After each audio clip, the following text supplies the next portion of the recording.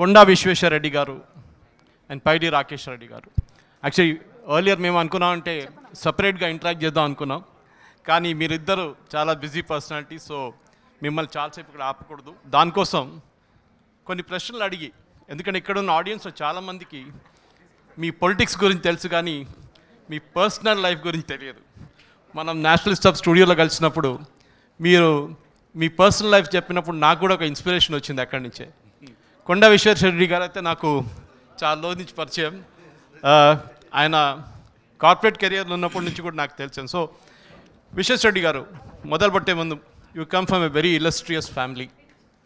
మీ grandfather KV Ranga Reddy గారు deputy సీఎంగా ఉన్నారు.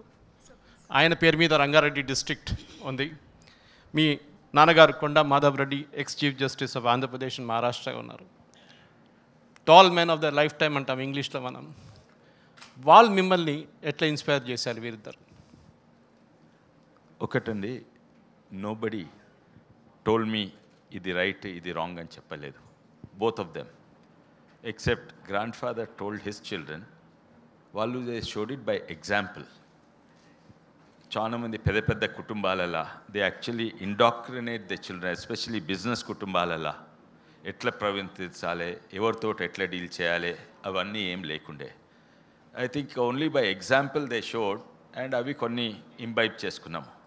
కానీ చెప్పింది అయితే ఒకటే, గ్రాండ్ ఫాదర్ గారు, he was actually towards the end he was also first, probably నాకు తెలియదు, తను పోయినప్పుడు నేను 10 ఏళ్ళు ఉంటిని, అండ్ ప్రాబ్లీ తను కూడా ఫ్రస్ట్రేట్ అయిండు పాలిటిక్స్లో.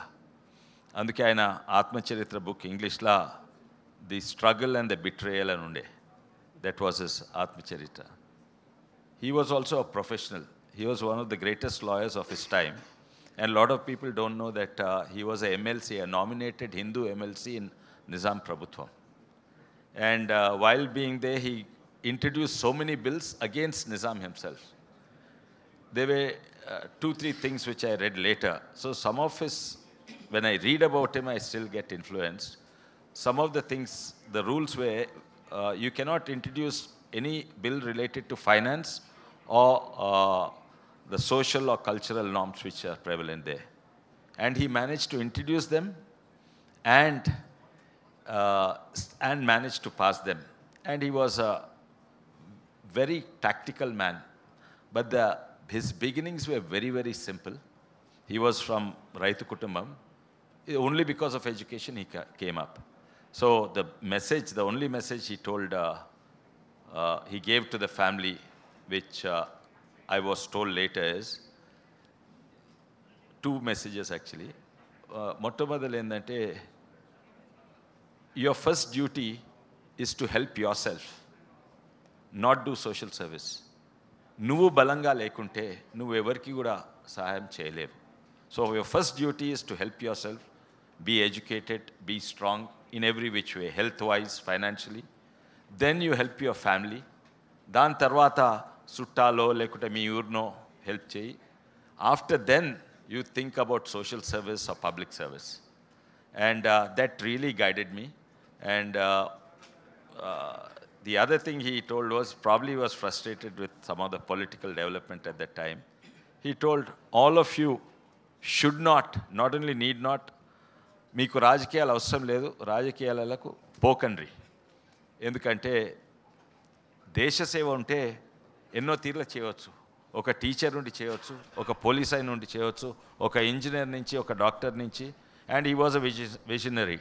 Initially his own children, he encouraged them to go into fields like IAS, police, law. ఎందుకంటే స్వాతంత్రం వచ్చినప్పుడు those were more important. But the grandchildren, after India got developed, there was law and order, there were systems.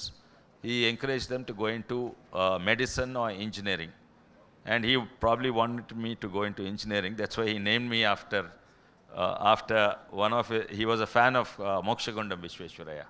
So these were definitely some of the guiding forces that led me. But I disobeyed one of his this thing. He told, do not go into politics, and I landed up in politics. Thank you, sir. Thank you very much. Paidi Rakesh Reddy garu. నాది ట్రెషరర్గా ఉన్నారు మీరు BJP legislative party, అది కొత్త news కదా. So డబ్బుల సంగతి మీద, కానీ మీ లైఫ్ నేను ఫస్ట్ టైం విన్నప్పుడు నేషనల్ స్టబ్ స్టూడియోలో మీ ఇంటర్వ్యూ అయిన తర్వాత మీరు వచ్చి కూర్చొని మాట్లాడినప్పుడు I think many in the audience కూడా వాళ్ళకు కూడా దీని గురించి తెలియదు, కానీ మీరు మీ జర్నీ మీ ఎక్కడ మొదలైందని చెప్పండి, ఎట్లా మొదలైంది చెప్పండి. అంటే జర్నీ ఇప్పుడు అన్నగారు చెప్పినట్లు మాకు ఒక ఆదర్శవంతమైన నాయకత్వము, అంటే ఫ్రీడమ్ ఫైటర్స్ ఫ్యామిలీస్, అంటే మేము చదివినాం, మేము చదువుకున్న తర్వాత చదివింది. అంటే దాని అర్థమైందంటే మొదటి తరం అది చదివింది అంటే అర్థం చేసుకోండి. మేము ఎంత వెనుకబడ్డ ప్రాంతం, ఏ మారుమూల పల్లెల్లో వీధి దీపాలు కూడా లేని పల్లెలలో పుట్టినాం. మా ముత్తాతలు వ్యవసాయదారులే, మా తాతలు వ్యవసాయదారులే, మా తండ్రులు వ్యవసాయదారులే. వాళ్ళకు మట్టి వాసన, చెమట బిందువులు, కన్నీటి చుక్కలు తప్ప వాళ్ళ జీవితాలల్లా ఏమనుభవించలే. అట్లాంటి పల్లెలో పుట్టిన నేను, అంటే ఏ కల్మషం లేకుండా పెరిగి తర్వాత జీవనోపాధికి రకరకాల విదేశాలకు వెళ్ళి పనిచేయడం. రాజకీయాలకు రావడానికి కారణం, నేను సుమారు ఒక 120 కంట్రీస్ వెళ్ళాను. న్యూజిలాండ్ చూస్తే అసలు ఏముండేది కాదు, ఆస్ట్రేలియా చూస్తే ఏముండేది కాదు, అమెరికా, న్యూజెర్సీ, అంటే చాలా కంట్రీస్. అప్పుడప్పుడు ఇండియాని చూస్తే అప్పుడు గర్వం అనిపించింది, అసలు ఇండియాలో ఏం లేదని ఈ రకంగా మనం ఇబ్బంది పడుతున్నాం ఒకటి. తర్వాత చిన్నప్పటి నుంచి ఇప్పుడు అన్నయ్య చెప్పినట్టు రాజకీయాలకు పోవడం కాదు, రాజకీయాలకు వెళ్ళాలి, రావాలి, దేశం గురించి రావాలి, ధర్మం గురించి రావాలి. తన జాతి రోజు రోజుకు అంటే ఇబ్బంది పడుతున్నది హిందూ జాతి. అంటే ఎట్లా అంటే అంటే నరాలు ఇట్లా మనతో ఒక్కొక్క సంఘటన రోజు చదివితే మన దేశంలో ఇంత మెజారిటీ 82% ఉన్న హిందువులల్లా ప్రతిరోజు నిన్నేదో స్టేట్మెంట్ ఇచ్చారు కల్కట్టా, వెస్ట్ బెంగాల్. ఆ ముఖ్యమంత్రి గారిని కూడా చూస్తున్నాను, సుమారు 70 సంవత్సరాలు అనుకుంటా వారికి. అసలు ఎటువంటి సంకోచం లేకుండా అల్లాహు అక్బర్, అల్లాకి కసం, తుల్లోంక క్యా కరుంగా దేకు. ఏమవుతుంది దేశం, మేము ఉంటామా ఇంక 20 ఏళ్ళు ఉంటామా ఆరోగ్యంగా, నాకు ఇప్పుడు 55 ఇయర్స్, ఈ సగం జీవితం నా సంసారానికి సరిపోయింది, నా కుటుంబానికి సరిపోయింది, ఇక మిగతా సగం జీవితం నేను ఈ సమాజానికి, నా దేశానికి ఇద్దామని రాజకీయాలకు రావడం జరిగింది. ఇప్పటిదాకా మీరు అన్నదంతా ఏంటంటే ఈ 2G టెక్నాలజీని వదిలేయండి. ఇక అందరు కూడా 2G అలా అవుట్డేటెడ్ అయిపోయింది. అప్పుడు నోకియా ఫోన్లు, ఎరిక్సన్ ఫోన్లు ఇప్పుడు ఎవరు వాడతలేరు అనుకుంటా మీరు. ఈరోజు దేశంలో నరేంద్ర మోడీ గారు కావచ్చు, మాధవీలత గారు అన్నట్లు యోగి ఆదిత్యనాథ్ కావచ్చు, వాళ్ళు చాలా రోజులు యువకులుగా ఉండలేరు, వయసు పెరగకుండా ఉండలేరు. ఈరోజు దేశం మొత్తానికి మొత్తం ప్రమాదంలో ఉంది హిందూ మతం.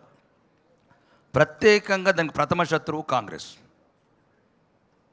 1947 ఆగస్టు 14 నాడు మొదలైన మన శని, అంటే దేశం పంచేటి కూడా చూడండి మీరు, ఒకవేళ దయచేసి అందరూ మేధావులు చదువుకునే వాళ్ళరు, ప్రపంచంలో ఎక్కడ కూడా ఈ రకంగా పంచలే దేశం.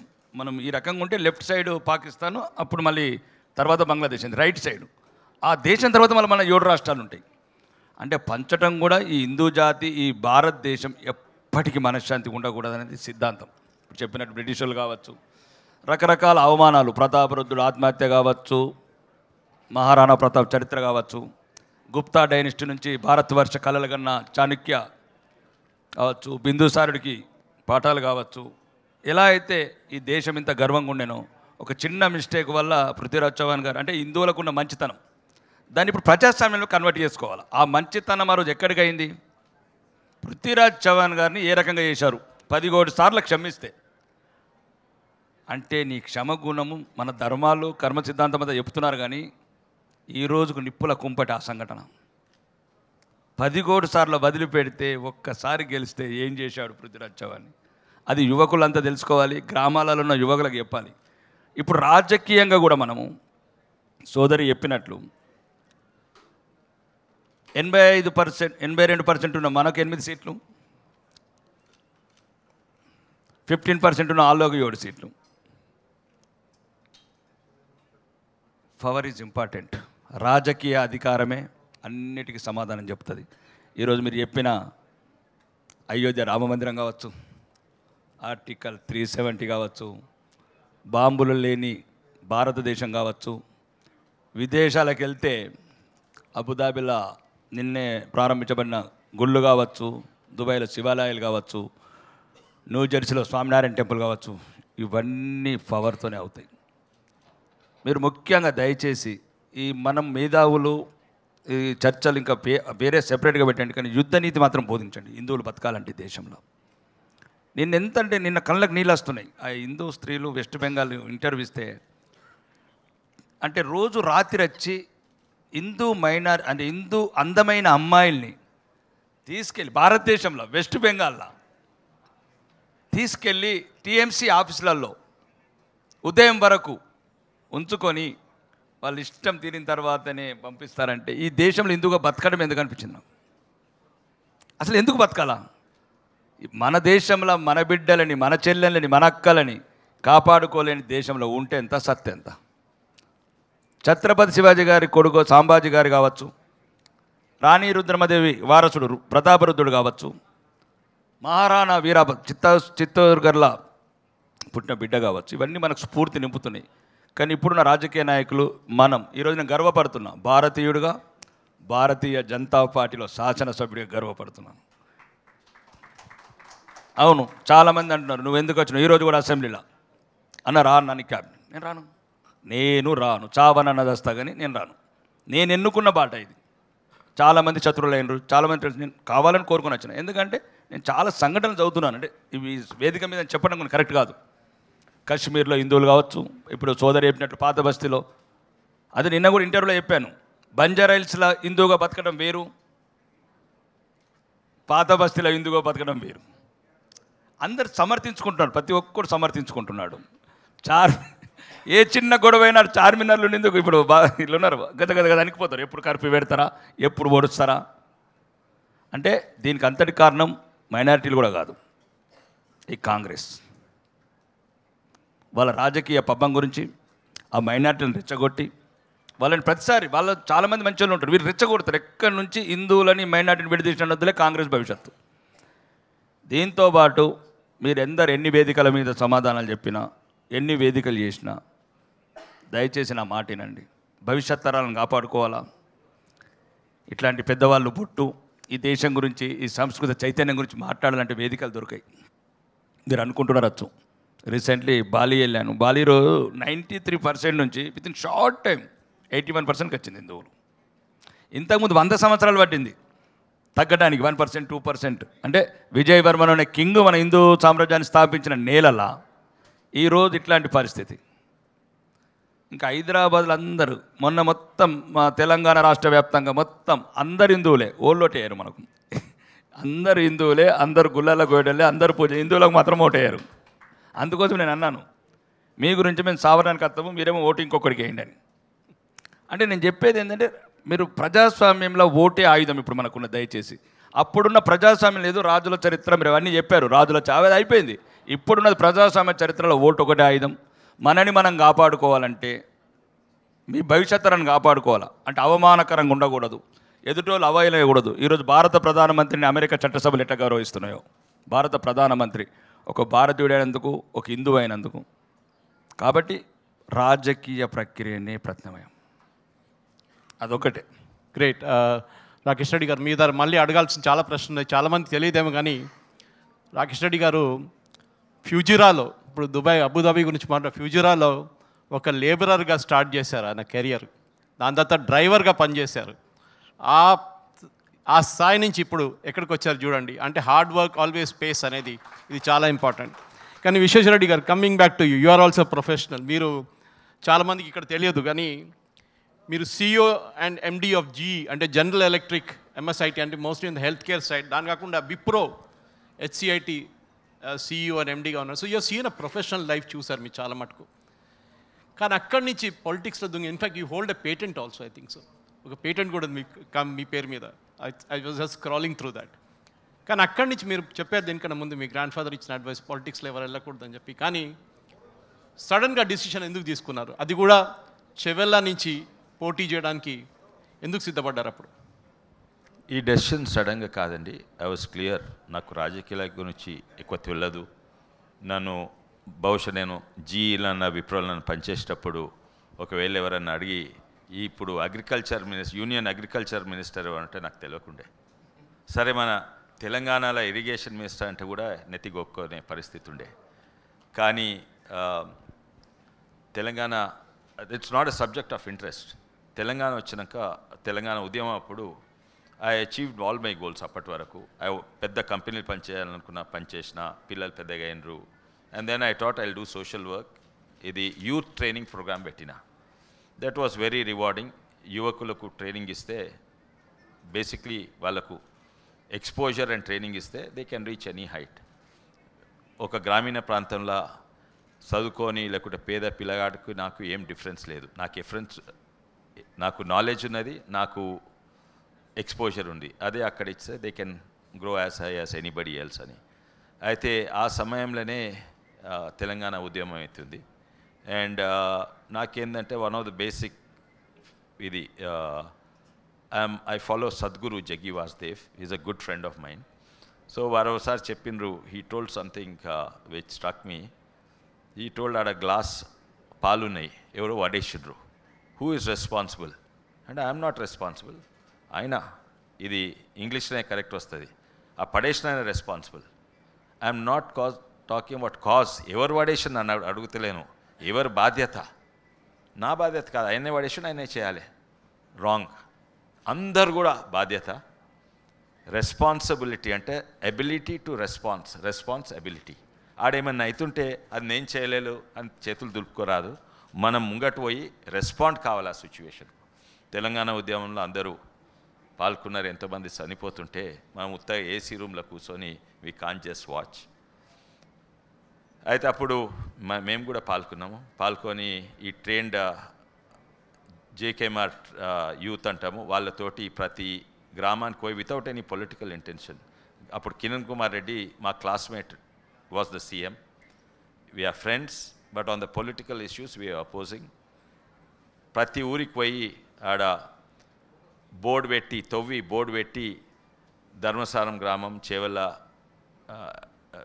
రంగారెడ్డి జిల్లా, తెలంగాణ రాష్ట్రం అని పెట్టించినాం అంతటి కూడా. So we did so many things. అప్పుడు ఓ 1,00,000 ఇంత చిన్న స్టిక్కర్స్ పెట్టి AP 9890 అంటే ఆ AP మీద TG అని పెట్టేది, కార్ స్టిక్కర్స్. సో ఇవన్నీ చేసేది. అండ్ బహుశా చూసి I think that time KC Rao గారు అప్పుడు తెలంగాణ రాష్ట్ర సమితి పెట్టి హీ టుక్ పేటెంట్ రైట్స్ అనుకుంటా. నేనే తెలంగాణకు, ఎవరు కూడా కాదు. ప్రజలు నమ్మినరు, నేను కూడా నమ్మినానది. అయితే అప్పుడు తను 3 ఏళ్ళు from 2011 he kept on asking me to join. So I told నా దగ్గర 3 లేవు.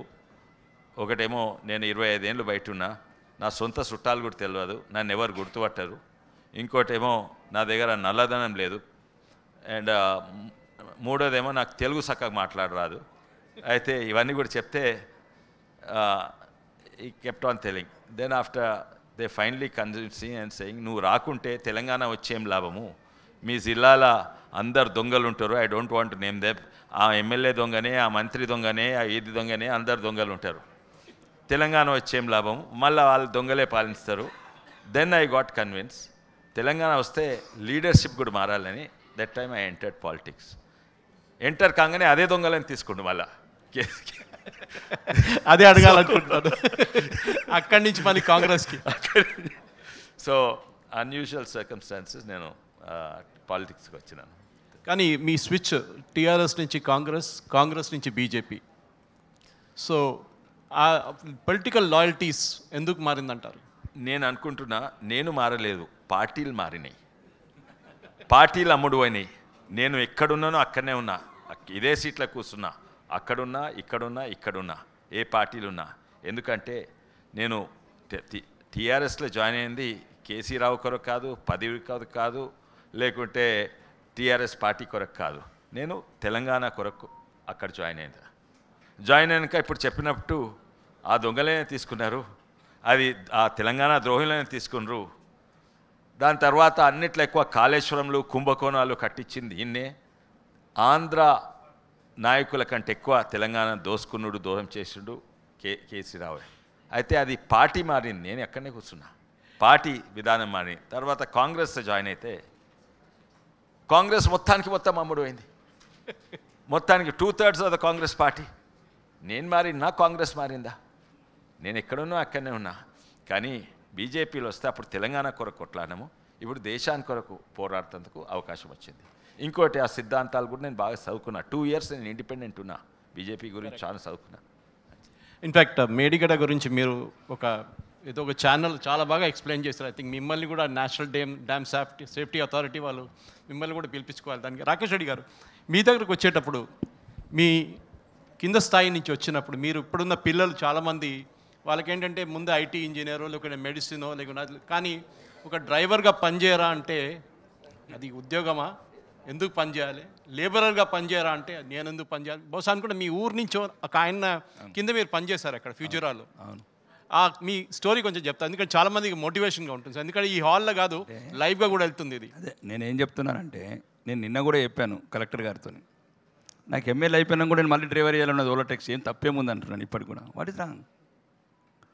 ఏమి నేను నన్ను ఏదో కొద్దిగా ఇబ్బంది పెడుతున్నారు ఈ కాంగ్రెస్ వాళ్ళు. ఎందుకంటే నిజామాబాద్ సీట్లో కొద్దిగా దృఢంగా ఉన్నాడు ఒక్కడే బీజేపీ అంటే. నేను ఇప్పుడున్న ఎమ్మెల్యే కాకముందు బతికాను, ఎమ్మెల్యే అయిన తర్వాత కూడా బతుకుతాను. ఇప్పుడు నా జీవితంలో కొత్త మార్పు ఏం రాలేదు. అందరూ అనుకుంటున్నారు నేను ఎమ్మెల్యే అనుకుంటున్నారు తప్ప నన్ను చూసిన వాళ్ళు ఎవరు కూడా అనుకుంటలేరు నేను ఎమ్మెల్యే అని. అన్న నువ్వు ఎమ్మెల్యేలాగా అనిపిస్తున్నావు అంటే నాకు అనిపించాలి కదా ముందు, నాకు అనిపించినప్పుడు ఎమ్మెల్యే అవుతాను నేను అంటున్నాను. నేను అనేది ఏంటంటే జీవితంలో ఒడికి తొడుకులు.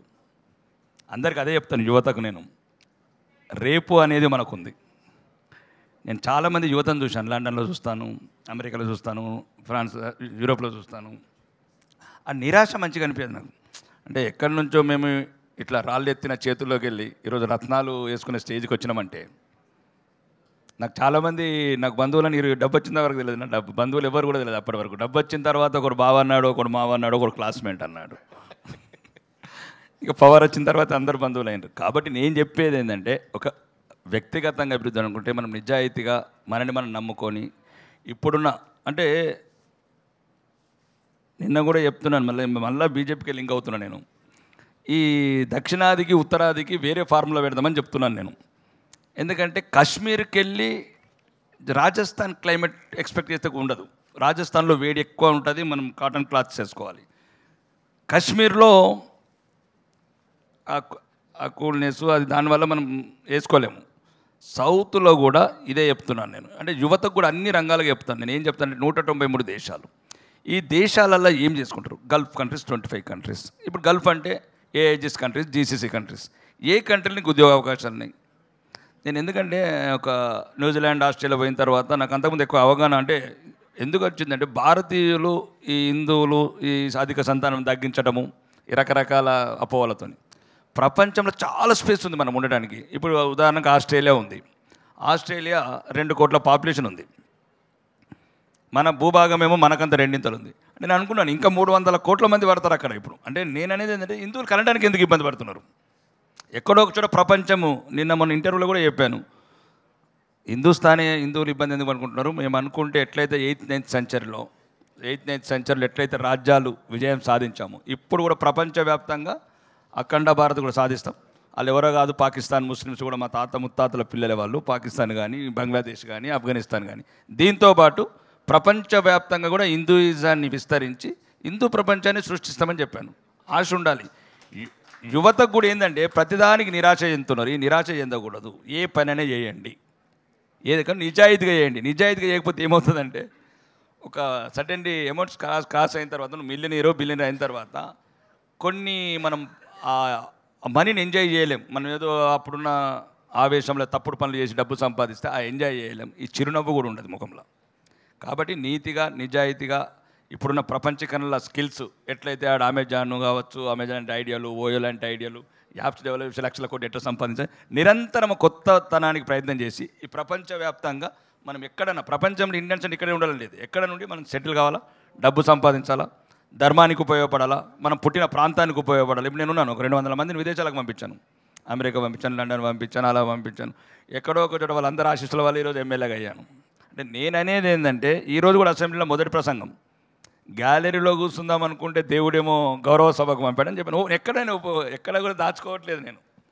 ఎందుకంటే అక్కడ కూడా ముఖ్యమంత్రి గారు వాళ్ళు మాత్రం చెప్పాను, నేను ఓన్లీ విలేజ్ల గురించి మాట్లాడతాను, పేదవాళ్ళ గురించి మాట్లాడతాను. దావోస్లో 40,000 కోట్లు తెచ్చినామన్నారు. ఎవడొచ్చినా కానీ ఫ్యాబ్ సీట్ అంటున్నాడు, అవుటర్ రింగ్ రోడ్ అంటున్నాడు, ఈ రీజనల్ రింగ్ రోడ్ అంటున్నాడు, హైదరాబాద్ని ప్రతి ఒక్కరు ముద్దాడుతున్నాడు. ఈ 10 పల్లెలు ఏం కావాలా? ఒక గ్రామాన 434 మంది గంజా ఎడిక్చున్నారు మా ఊర్లో, ఒక పల్లెల. ఉద్యోగాలు లేవు. ఎంతసేపు హైదరాబాద్ చుట్టూ అభివృద్ధి ఉంది. నేను చెప్పాను ఒక 50% 10 జిల్లాలకు పంచండి అని. ఇదొకటి. ఇక డెవలప్మెంట్ అంటే ఇంకా చాలా రకాలుగా ఉంటుంది. ఇప్పుడు ఇది అంతా ఇష్యూ, అది ఇప్పుడు పిల్లలకు మళ్ళీ క్లాసెస్ తీసుకుంటా. విశ్వేశ్వరరెడ్డి గారు, మీ క్యాండిడేచర్ ఆల్మోస్ట్ కన్ఫర్మ్ అయినట్లే చెవెళ్లలో. కానీ చెవెళ్ళ కాన్స్టిట్యున్సీ అని కానీ మీకు గెలిచేదానికన్నా మీకన్నా ముందు జైపాల్ రెడ్డి గారు ఫస్ట్ 2008లో ఆ కాన్స్టిట్యున్సీ వచ్చింది డీలిమిటేషన్ తర్వాత. ఫస్ట్ జైపాల్ రెడ్డి గారు గెలిచారు, దాని తర్వాత మీరు గెలిచారు. ఇప్పుడు అనదర్ క్యాండిడేట్ ఇస్ దేర్ నా రంజిత్ రెడ్డి. ఒకవైపు ఐటీ డిస్ట్రిక్ట్, ఒకవైపు పరిగి, వికారాబాద్. ఈ ఐ థింక్ ఏ కాన్స్టిట్యున్సీకి ఇంత పెద్ద డీవియేషన్ లేదు. సరే, మల్కాజిగిరి అన్నిటికంటే పెద్ద కాన్స్టిట్యున్సీ అంటారు, 18 లక్షల మంది అంటారు, కానీ సిటీ కాన్స్టిట్యున్సీ అది. కానీ ఇక్కడైతే మీకు ఈవెన్ షేర్లింగంపల్లి అని చెప్పగానే అక్కడ కూడా స్లమ్స్ ఉన్నాయి. అక్కడ ఉన్న ట్రాఫిక్ ప్రాబ్లమ్స్ కానివ్వండి, అక్కడున్న ఒక చిన్న వర్షం పడగానే మొత్తం చెరువులు అయిపోతాయి. మళ్ళీ పరిగి వైపుకి వెళ్ళేటప్పుడు అక్కడ డిఫరెంట్ ఇష్యూస్ ఉన్నాయి, తాండూరు డిఫరెంట్ ఇష్యూస్ ఉన్నాయి. ఒక ఎంపీగా మీకు బహుశా లాస్ట్ టైం ఇంత ఆపర్చునిటీ దొరకలేదమ్మా, కానీ ఈసారి ఎంపీగా పోటీ చేసినా, కానీ ఈసారి పోటీ చేసి గెలిచిన తర్వాత మీరు ఏం చేయబోతున్నారు? మీ ప్లాన్ ఏంటి? ముఖ్యంగా అండి, ఇది మొత్తం భారతదేశంలో అన్నిట్లో డైవర్స్ కాన్స్టిట్యుయెన్సీ. మొత్తం భారతదేశంలో ఈడ ప్రతి రాష్ట్రం నుంచి 25,000 ఓటర్స్ ఉంటారు. ఎందుకంటే ఐటీ వల్ల ఈడ దాదాపు 25% కంటే ఎక్కువ తెలుగు మాట్లాడని వాళ్ళు ఉంటారు. మన బంజారా మిత్రులు ఉంటారు, ఇక్కడ లోకల్స్ ఎన్నో ఏళ్ళ సంది వచ్చిండ్రు, మరాఠీలు ఎన్నో ఏళ్ళ సంది వచ్చిండ్రు. ప్రతి 2వ గ్రామంలో శివాజీ విగ్రహం ఉంటుంది మా దగ్గర. అట్లే మరాఠీ మాట్లాడేటోళ్ళు, కన్నడ మాట్లాడేటోళ్ళు, మళ్ళా ఇక్కడ సైడ్ వస్తే ఉర్దూ. కానీ ఐటీ వల్ల గుజరాతీ, పంజాబీ, సింధీ, బెంగాలీ వీళ్ళందరూ కూడా ఉంటారు ఇక్కడ. So it's divorce. నేను ఇక్కడ పనిచేసినా కూడా బేసిక్లీ గ్రామీణ ప్రాంతాల ఇష్యూస్ వేరే అండ్ ఇక్కడ ఇష్యూస్ వేరే. సో ప్రత్యేకంగా ఏంటంటే one set of issues is infrastructure, other set of issues అంటే ఫార్మర్స్కి సంబంధించింది, రైతులకు సంబంధించింది, మద్దతు ధర లేకుంటే సాగునీరు ఇటువంటివి. ఇంకోటేమో సిటీలో ఎస్పెషలీ సివిక్ ఇన్ఫ్రాస్ట్రక్చర్ ఇవన్నీ. అయితే ఈ మూడిట్ని ఐ అడ్రస్ ఆల్. నేను ఎంపీ ఉన్నప్పుడు కూడా అడ్రస్ చేసిన. అయితే ఈ 3 బకెట్లలో 2 తీర్లు ఉంటాయి. ఒకటేమో కేవలం స్టేట్ గవర్నమెంట్ పరంగానే అవుతుంది, కొన్ని స్టేట్ గవర్నమెంట్ బాధ్యతని ఉంటుంది, మన సెంట్రల్ గవర్నమెంట్ ఉంటుంది. అయితే దాని మీద నా దగ్గర ఎంపీ అయితే ఏడాదికి 5 కోట్లు వస్తాయి. సో ఈ నా దగ్గర ఉన్న 5 కోట్లు తోటి ఏం కాదు, బికాస్ దట్ ఈస్ సుక్క drop in the ocean. Drop in the ocean.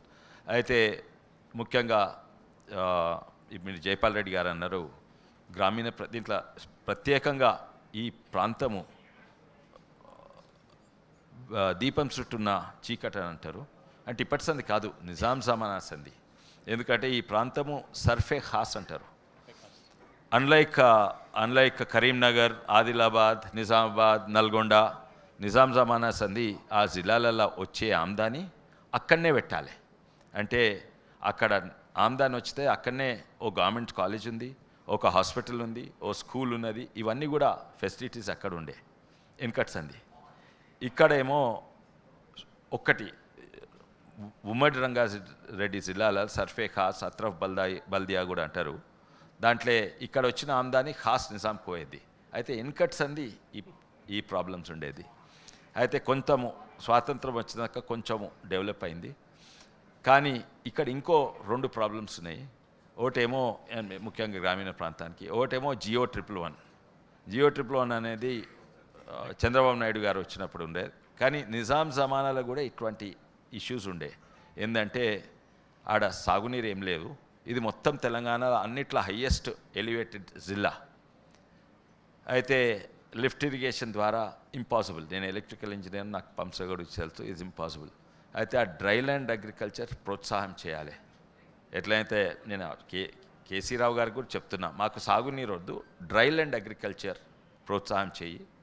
అయితే దానికి వచ్చే ఎంఎస్పి ఈ కొర్రలు, మిల్లెట్స్ అంటారు కదా, వాళ్ళేపు హోల్ క్లాస్ మేము జొన్న రొట్టెలు గోధుమ రొట్టెలు తినటోళ్ళమే, మేము అన్నం తినటోళ్ళం కాదు. సో అవి చేయాలి. ఇంకోటి డెవలప్మెంట్ కావాలంటే Geo-111 ఇస్ దేర్. Geo-111 ఏంటంటే డెవలప్మెంట్ ఆపుతుంది, కానీ దాన్ని సస్టైనబుల్ డెవలప్మెంట్ జోన్ చేయాలి. ఉదాహరణగా యాపిల్ అనే కంపెనీ ఉంది, it is the greenest company, వాళ్ళ పెద్ద సర్క్యులర్ బిల్డింగ్ ఉంది కదా, అటువంటి ఐటీ కంపెనీస్ Geo-111 ఉండొచ్చు. పర్యావరణానికి నష్టం చేయకుండా డెవలప్మెంట్ కాగలుగుతుంది. సో దాని మీద we did a lot of research on cess and we are continuously, in fact రాగానే నేను my first job with in TRS MP కాగానే దాన్ని ప్రెస్ చేస్తుడు. ఇన్ఫ్రాస్ట్రక్చర్ విషయానికి వస్తే ఇప్పుడు జయపాల్ రెడ్డి గారు కూడా అన్నారు, సాధారణంగా సిటీ పెరుగుతూ ఉంటుంది, ఎక్స్పాండ్ అవుతూ ఉంటుంది, కానీ ఎక్స్పాండ్ కాకుంటే ఈ రెండు గోడలు ఉన్నాయి, ఒకటేమో క్యాంటోన్మెంట్, ఇంకోటేమో Geo-111. అయినా కూడా కొంచెం డెవలప్ అవుతుంది. అయితే ఏంటంటే శాటిలైట్ సిటీ వికారాబాద్ అని అప్పుడు కాంగ్రెస్ ప్రభుత్వం చేసింది. కేవలం శాటిలైట్ సిటీ అని డిక్లేర్ చేస్తే కాదు, దానికి కనెక్టివిటీ ఉండాలి. ఇప్పుడు పోవాలంటే గంట సేపు అవుతుంది, గంటన్నర అవుతుంది. అది హాఫ్ అన్ అవర్లో పోతే సిటీ కంటే అక్కడ పోవడం ఈజీ.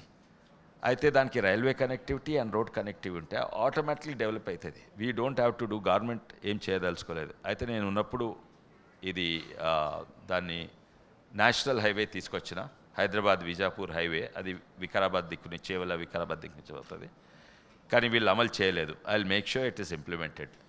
ఇంకోటేమో రైల్ కనెక్షన్ MMTS, నేను ఉన్నప్పుడు కూడా I convinced the central government to give 50%, but state government సహకరించలేదు. So this infrastructure and this I will definitely do. కానీ ముఖ్యంగా రాకేష్ రెడ్డి గారు కూడా అన్నారు, అందరు హైదరాబాద్ హైదరాబాద్ హైదరాబాద్ మాట్లాడతారు, కానీ డెవలప్మెంట్ అక్కడ చేస్తలేరు. ఉద్యోగాలు తెచ్చిన స్కిల్ డెవలప్మెంట్ ఉన్నా కూడా అవి స్కిల్స్ ఏం నేర్పిస్తారు గ్రామీణ ప్రాంతాల యువకులకు? హైదరాబాద్కి వచ్చి ఎట్లా పనిచేయాలనో స్కిల్, హోటల్ ఇండస్ట్రీలనో కాల్ సెంటర్లనో, అది కాదు. You have to create jobs in the village. So that is the focus. I'm going to do differently. I already started experimenting. ఎన్నో ఏళ్ళ సంది, 10 ఏళ్ళ సంది రాజకీయాలు రాకముందు నేను వ్యక్తిగత లెవెల్లో I was successful. At a policy level, at the government level I will make it successful. ఊర్లలోనే సృష్టించాలి, ఊరు పక్కకే సృష్టించాలి ఆ ఉద్యోగాలు. ఇక్కడ civic infrastructure I gave so many things. మోరీలు, ఇంకా our lakes have turn in to cesspools, అంటే అవన్నీ ఇక మురికి కంపు ఎప్పుడు లాస్ట్ 10 yearsలోనే. So revival of those lakes through lake committees. But this is, ఇవన్నీ కూడా కొన్నేమో ప్యూర్లీ స్టేట్ గవర్నమెంట్ ఫండ్స్ తోటి అవుతాయి, కొన్నేమో state government and central government, కొన్ని only central government. I will ensure a lot of this, that I will raise our voice. In the last 10 years, our money was diverted. Central government ఒకదానికి పంపిస్తే ఖర్చు ఇంకో దానికి చేసిండ్రు, అవి కాకుండా పేరు మార్చుకున్నారు. So this is the I think Sai గారు ఒక సపరేట్ డిబేట్ ఉండాలి, కాన్స్టిట్యున్సీ వైజ్ డిబేట్ ఉంటే. ఐ రిమెంబర్ ఒక నేను టౌన్ హాల్ చేయించాను ఒకటి, విశ్వేశ్వర రెడ్డి గారు గుర్తుంటే. ఇంకో చిన్న మాట రాకేష్ రెడ్డి, మీకు వచ్చే ముందు మోదీ గారు టాయిలెట్ కట్టమన్న టాయిలెట్ కట్టారు. ఆ టైంలో టాయిలెట్ కట్టి మెయింటైన్ చేయకపోతే, నాకు గుర్తుంది అప్పుడు నేను మీడియాలో పనిచేస్తున్నప్పుడు, ఇప్పుడు కూడా మీడియాలో ఉన్నాను అనుకోండి, విశ్వేశ్వర రెడ్డి గారు చిన్న సింటెక్స్ ట్యాంక్ పెట్టి ఒక బండి అరేంజ్ చేశారు. దానికి ఫినాయిల్ అన్నీ ఇచ్చేసి ఒక అబ్బాయిని ఈ టాయిలెట్ అన్ని పొద్దున్నుంచి సాయంత్రం దాకా స్ప్రేగా క్లీన్ చేయమన్నారు పెట్టి. కరెక్టే కదా సార్? దాంట్లో ఒకటి, నేను రాజకీయాలలో గ్రేటెస్ట్ అచీవ్మెంట్ ఏం చేసిన అని అడిగితే, నేను ఒక వ్యక్తికి నువ్వు టాయిలెట్ క్లీన్ చేయి, నీకు మంచి ఆమ్దాని వస్తుంది, మంచి ఫ్యూచర్ వస్తుంది, అది చిన్న సూప్ ఎవరు చూడరు అని. ఇప్పుడు ఐ హ్యావ్ 14 people 210 గ్రామాలకు పోయి టాయిలెట్ క్లీన్ చేస్తారు. గ్రేటెస్ట్ అచీవ్మెంట్ నాట్ ద ఇది. చేవల ప్రాంతంలో తను చెప్పినట్టు ఎవరు కూడా డ్రైవర్ ఇది కాదు. సో అది అమెరికాలో సాధారణంగా బిల్ గేట్స్ కూడా టాయిలెట్ కడుగుతుండొచ్చు, ఇక్కడ ఎవరు కూడా టాయిలెట్ కలవరు. సో దట్ ఈస్ డెఫినెట్లీ ఇది. అండ్ అట్లా ఏదేమైనా కూడా మన దేశం గొప్పదని చెప్పుకుంటాం, కానీ కొన్ని వాట్ల మన గొప్పతనం కనబడదు. అమెరికాలో కనబడుతుంది, ఇంగ్లాండ్లో కనబడుతుంది, జర్మనీలో.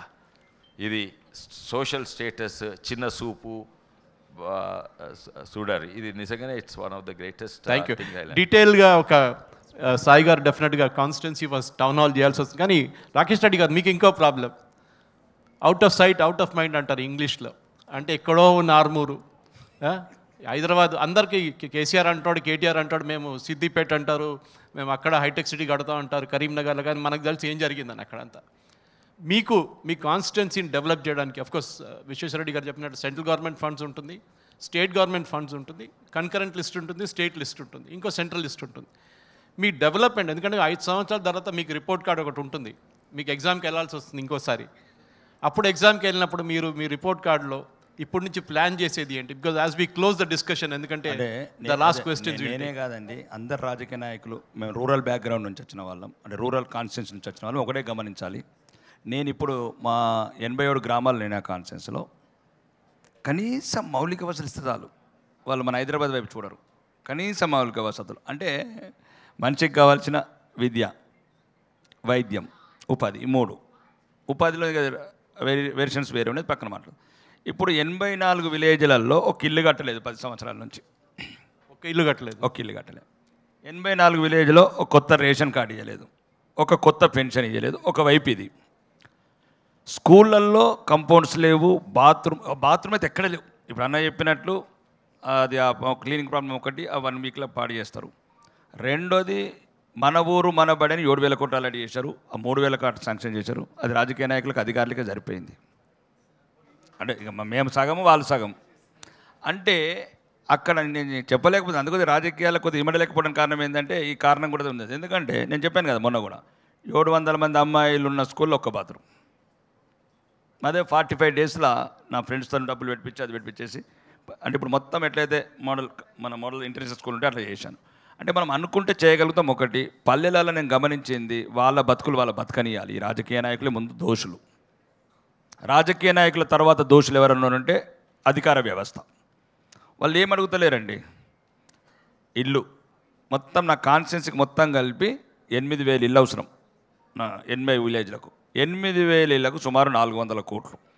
400 కోట్లలో 150 కోట్లు, సుమారు 200 కోట్లు ప్రధానమంత్రి ప్రవాస్ యోజన కింద వస్తుంది. 200 కోట్లు అలాంటి ఏరియాలు ఇంక 20 ఏళ్ళైనా ఇల్లు ఒక సమస్య.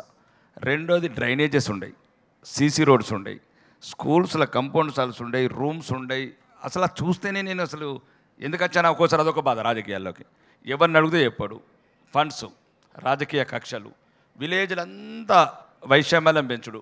భారతీయ జనతా పార్టీ, కాంగ్రెస్, టీఆర్ఎస్, దీనివల్ల కూడా హిందూ మతానికి ప్రమాదం ఉన్నది. దయచేసి మీరు అందరు గమనించాలి. అలాంటి పార్టీలుగా తీలుస్తున్నారు. ఇప్పుడు ఒక ఊరుకోతే తెలుగుదేశం సంఘం, పాత అట్లనే నేను పోతే కాంగ్రెస్ సంఘం, అంటే కులాలు కూడా అట్లనే విడిపోయినారు. కాబట్టి డెవలప్ చేయాలంటే సింపుల్ ఉంది.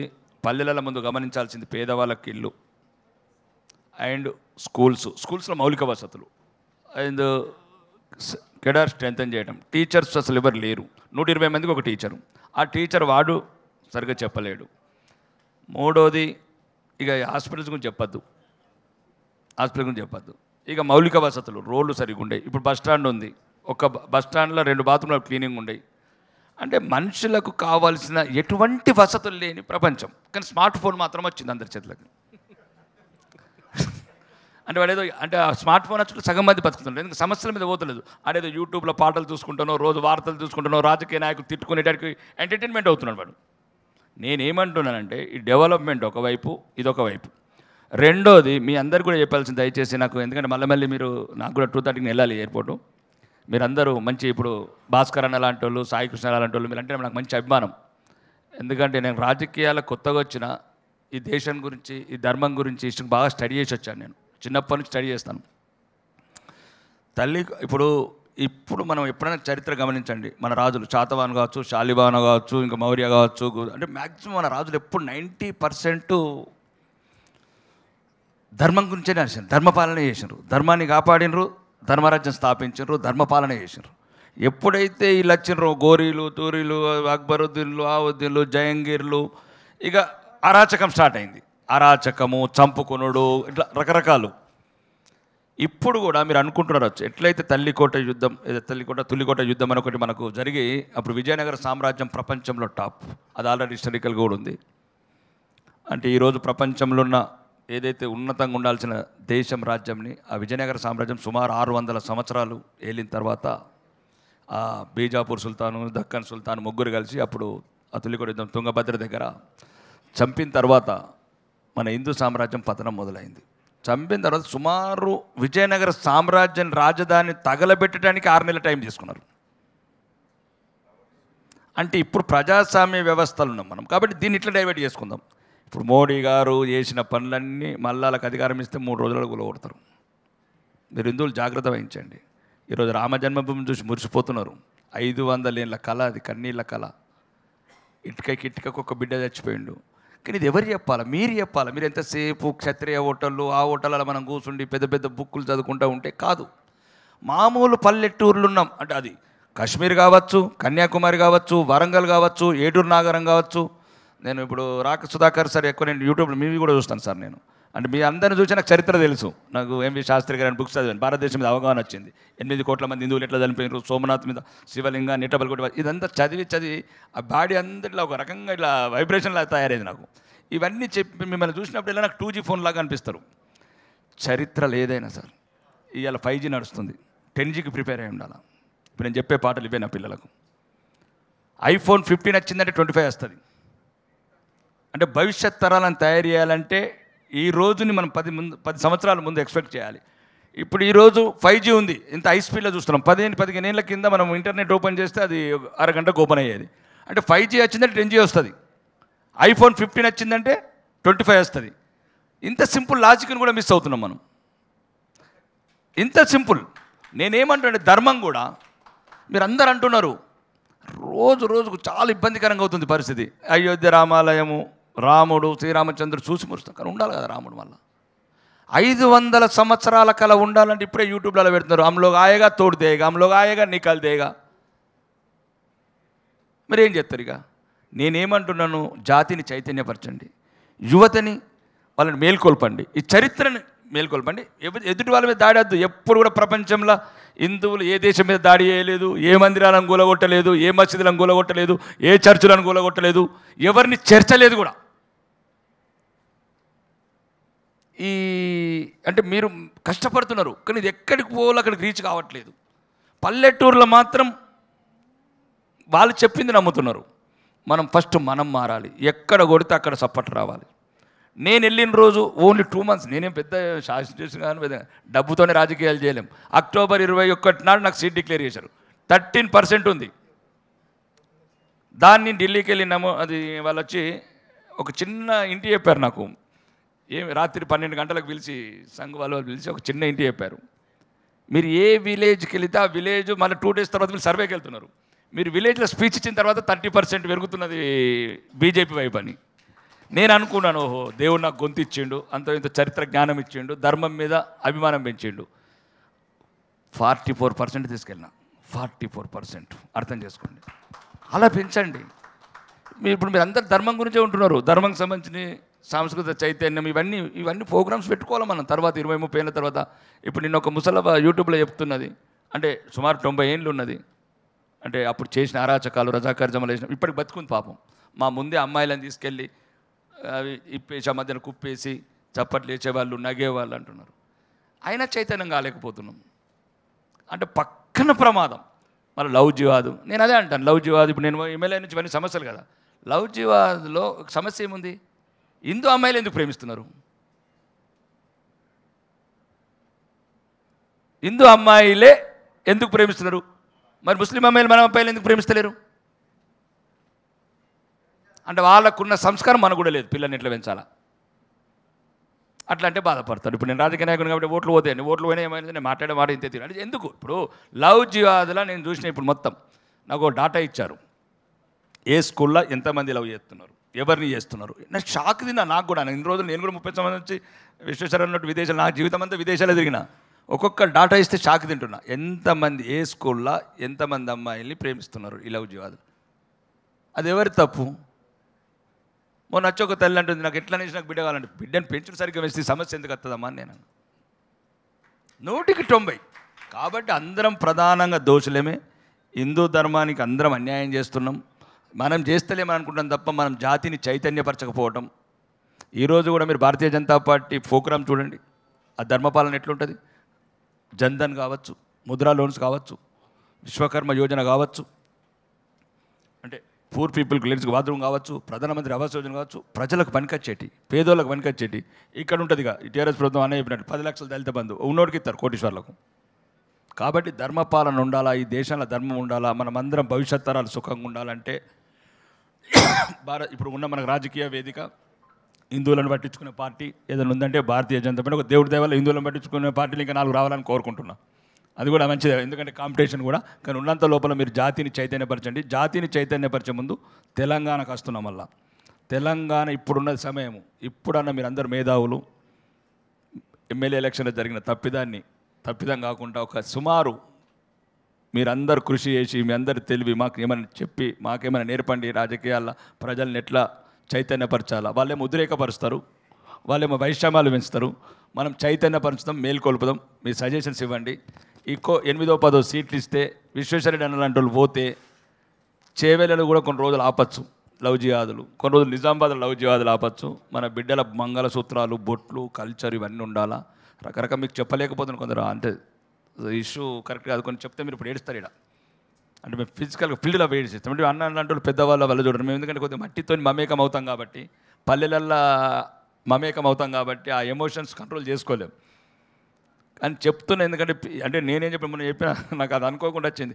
నా జాతి నా ముంగట నిర్మూలించడం నాకు ఇష్టం లేదని. నేను ఎందుకు చెప్తున్నానంటే మీరందరూ కారణమే. అంటే మనం ఒక స్టూడెంట్కి మంచి చదివి చెప్పకపోతే వాడు విధవైంది అంటే మనమే కారణం అన్న. మన హిందూ జాతిని జాగృతపరచలేము, మేల్కొల్పుతలేము, వాళ్ళ ప్రమాదం వాళ్ళకి చెప్పలేకపోతున్నాం. నాకు నిన్న 90 సంవత్సరాల వృద్ధురాలు సాయికృష్ణ గారు, కుద్వాన్పూర్ అనే విలేజ్, నేను ఫోటో కూడా తీశాను. మా వాళ్ళు ఒకటే చెప్పాడన్న, ఫస్ట్ ఓట్ వేసిందట బీజేపీకి. ఆ రోజు పోలింగ్ బూత్లో 8 గంటలైనా 8-2 నిమిషాలకు పోలింగ్ బూత్లో 90 సంవత్సరాల వృద్ధురాలు, చదువు లేదు ఏం లేదు, ఏముంటుంది మామూలు పల్లెల్లో. ఎందుకు వేసినామని అడిగిన అంటే చెప్తే వాళ్ళని బుద్ధినోళ్ళుగా తురుకోలకి ఎత్తారు బిడ్డ మనం బట్టలు బతకాలంటున్నది ఆమె. అంటే 90 ఏళ్ళ వృద్ధురాలు. ఇక అంటే నేను అనేది ఏంటంటే ఎదుటి వాళ్ళని మైనారిటీలని నాకు ఎప్పుడు కూడా నేను మైనారిటీలను ద్వేషించను, విమర్శించను. ఎందుకంటే నాకు ఒక సైంటిఫిక్ రీజన్ ఉంది. సైంటిఫిక్ రీజన్ కూడా ప్రజలకు తర్వాత తీసుకుంటాం. హిందువులను కాపాడుకున్న తర్వాత, ఎందుకంటే నేను సుబ్రహ్మణ్య స్వామి గారి అవన్నీ చూసిన తర్వాత భారతదేశంలో ఇంకా అరబ్బీ ముస్లిమ్స్ ఎవరు లేరు. ఉన్న డిఎన్ఏ అంతా ఒకటే, ఇండియన్ డిఎన్ఏ ఒకటే. అంటే మనతోని మారినప్పుడు అప్పుడు తప్పనిసరి పరిస్థితులల్లో ఏదైతే 14th సెంచరీ 13th సెంచరీలో అప్పుడు ఆ ఇస్లామీకరణ టైంలో ఔరంగజేబు లాంటి వాళ్ళు బలవంతంగా మతం మార్పించిన వాళ్ళే ఇప్పుడు ఉన్నవాళ్ళు మన భారతదేశంలో. కాబట్టి నాకు అదొక కన్సర్న్ ఉంటుంది. అంటే ముస్లిమ్స్ అంటే ఎవరో కాదు, మన రక్తమే, కానీ అప్పుడు బలవంతంగా మత మార్పిళ్ళు అయినరు. కాబట్టి వాళ్ళని కూడా కొద్దిగా సోదం ఫస్ట్ ఇలా జాగృతి పరిచినాక వాళ్ళని కన్విన్స్ చేద్దామని, అంతే తప్ప ఇంకేం ఉద్దేశం లేదు. ఈ అవకాశం నాకు ఇచ్చినందుకు సాయికృష్ణ గారు మళ్ళీ వస్తాను. కొద్దిగా మాటలు అన్ని ఘాటుకుంటే ఏమనుకోవద్దు నాకు, ఎందుకంటే థ్యాంక్ యూ రాకేష్ రెడ్డి గారు, విశ్వేశ్వర రెడ్డి గారు. అండ్ అనదర్ డే డెఫినెట్గా సెపరేట్గా వీళ్ళిద్దరిని పిలిపించి మళ్ళీ డీటెయిల్గా మన టౌన్ హాల్ చేయాల్సిందే. Thank you very much. ఈ వీడియో మీకు నచ్చినట్టయితే లైక్ చేయండి, 10 మందికి షేర్ చేయండి. అలాగే కామెంట్ల రూపంలో మీ అభిప్రాయాలను మాతో పంచుకోండి. Nationalist hub group of channels ను సబ్స్క్రైబ్ చేసుకుని తెలుగునాట జాతీయవాద జర్నలిజాన్ని ప్రోత్సహించండి. ఈ వీడియో కింద ఉన్న బెల్ ఐకాన్ పై క్లిక్ చేయడం మర్చిపోవద్దు.